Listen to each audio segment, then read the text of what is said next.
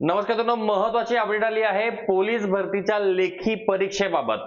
ज्यांची ग्राउंड झालेले आहेत त्यांची लेखी परीक्षा ही 14 मार्च 2026 म्हणजे शनिवारी होणार आहे. तर कोणत्या कोणत्या जिल्ह्यात होणार आहे हे या ठिकाणी बघून घ्या.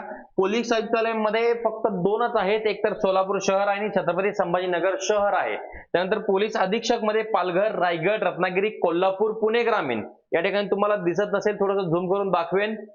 ठीक आहे.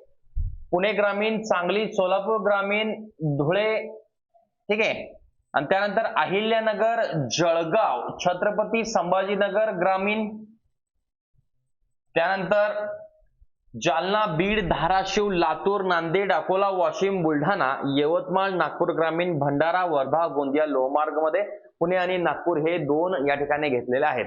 तर या ठिकाणचे जे एक्झाम आहे ते 14 मार्च रोजी, लक्षात ठेवा कधी, तर 14 मार्च रोजी या ठिकाणी प्रस्तावित आहेत. सर्वांनी काय करायचं आहे, तयारीत राहायचं आहे. अजून मेरिट ज्यांची लागली नसेल त्यांची मेरिट देखील लागून जाईल. या ठिकाणी तुम्ही बघून घ्या. तर लेखी परीक्षा जी आहे ती 14 मार्च रोजी नियोजित आहे.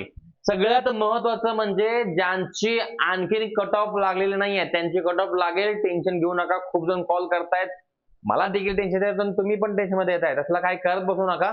एक्झाम आपली होणार आहे 14 तारखेला. इथे मी जेवढे नावं घेते सगळ्यांची एक्झाम 14 मार्चला होणार आहे, हे नियोजित आहे. म्हणजे जेमतेम फक्त 15 दिवस उरलेले आहेत. त्या 15 दिवसांमध्ये काय नियोजन करायचं, कसं नियोजन करायचं हे मी तुम्हाला उद्या रात्री 9 वाजता नक्की सांगेल. आणि आपला जो मॅथ्स आहे ते 15 दिवसांमध्ये कसं उरकायचं हे मी तुमच्याकडे मी मागाशी लाईव्ह घेतल्या मी सांगितलेलंच आहे. रोज 2-3 टॉपिक तुमचे महत्वाचे कव्हर करून त्या ठिकाणी देईल. जे प्रश्न मी घेईल तेच परीक्षेला पडतील या उद्देशाने तुम्ही लाईव्ह क्लास अजिबात बुडवू नका. ठीक आहे. चलो या ठिकाणी मी थांबतोय. जय हिंद, जय महाराष्ट्र.